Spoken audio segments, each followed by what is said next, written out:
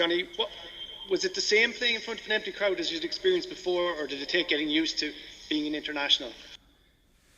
The anthems were definitely different. It was very strange listening to yourself sing the song, so I just mimed, I think, most of it. But look, it was different. When you're playing for your country, obviously we get such good support. It took a little bit of getting used to, but I thought we created our own energy really well. Something we spoke about before the game, but I suppose to create your own energy, you have to do some good things. You know, you can't be creating energy when you're going backwards or you're conceding scores. So I thought we did some good things. We obviously celebrated them and got some good bounce off the back of it. And we showed some brilliant energy throughout the game. Need to improve our accuracy, I think, at times. But very proud of the effort from all the boys, and especially the new cappers. Thought they were outstanding, Hugo and Will. You know, to perform like that in a Six Nations game in your debut is outstanding. What pleased you most about the performance? I just thought our energy, you know, especially in defence, the way we bounced back from mistakes.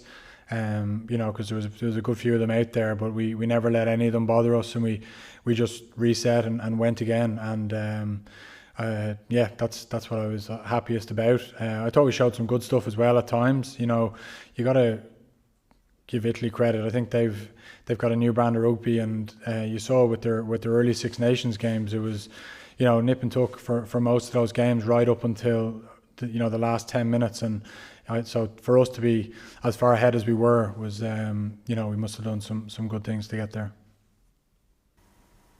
Johnny, what impressed you about the two guys you mentioned, Will and Hugo?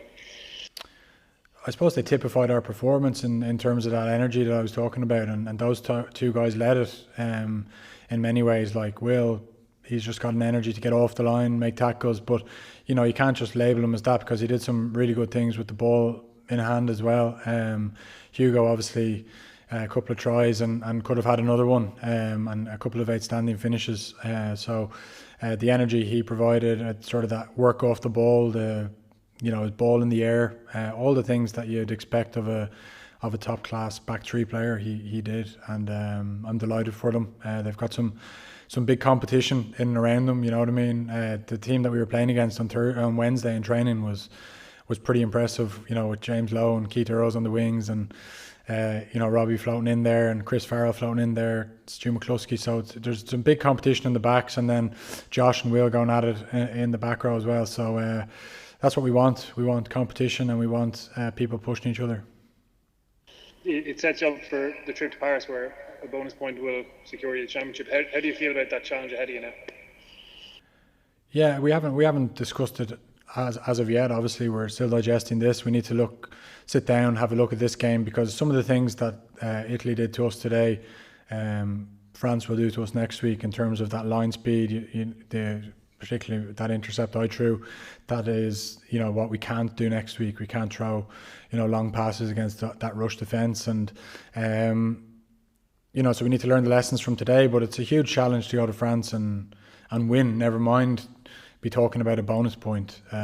We don't know if that bonus point will be needed yet, because, you know, England still have to go to Rome. But look, we need to just focus on our performance, and then, you know, if we get there, you know, we're not going to get there without a good performance. So we just have to focus on that for the next few days, get our recovery right, and then build into a massive game for us.